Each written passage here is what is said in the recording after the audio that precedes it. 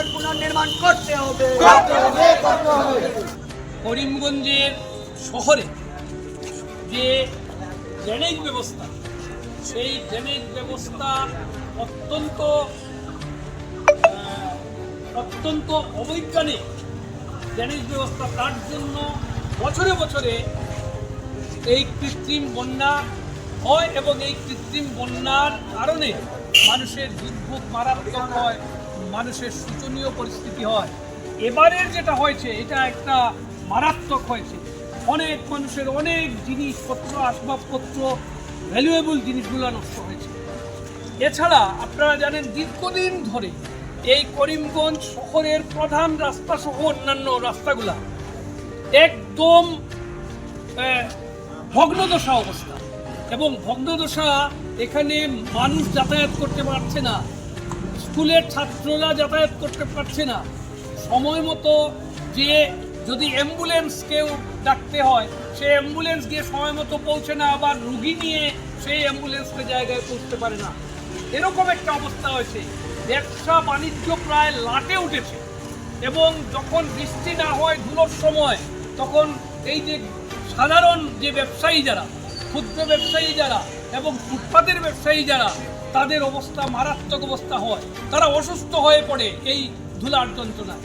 কিন্তু দীর্ঘদিন ধরে বিভিন্ন মানুষের বিভিন্নভাবে সেই দাবি উত্থাপন করা হয়েছে, বিভিন্ন এনজিওর পক্ষ থেকে উত্থাপন করা হয়েছে, বিভিন্ন রাজনৈতিক দলের পক্ষ থেকে উত্থাপন করা হয়েছে, কিন্তু তথাপি সরকার কর্ণপাত করে না। এবং আপনারা জানেন যে বিভাগীয় মন্ত্রী ছিলেন যিনি, এসে বলে দিয়েছিলেন যে 10 দিনের ভেতরে কাজ শুরু হবে। কোথায়? মানুষ কিচ্ছু দেখল না। বন্ধুগণ, আমরা এই অবস্থায় এসইউসিআই কমিউনিটির দল আগেও আমরা এই ইস্যুতে আন্দোলন করেছিলাম, আমরা লাগাতার আন্দোলন করার প্রস্তুতি নিয়েছি। আজকে আমাদের বিক্ষোভ মিছিল হওয়ার কথা ছিল, কিন্তু গতকালকের যে সেই প্রাকৃতিক দুর্যোগ যেটা হয়েছে, প্রাকৃতিক দুর্যোগের ফলে যে করিমগঞ্জ শহরে যে অবস্থা হয়েছে, এটা আপনারা জানেন। সেই অবস্থার জন্য আমরা শুধু বিক্ষোভ কর্মসূচি রেখেছি। আমরা সেই বিক্ষোভ মিছিল যেটা আয়োজন করেছিলাম সেইটা বন্ধ করে আমরা বিক্ষোভ সমাবেশ বিক্ষোভ কর্মসূচি একটা করেছি। সেই আন্দোলনে আজকে আমরা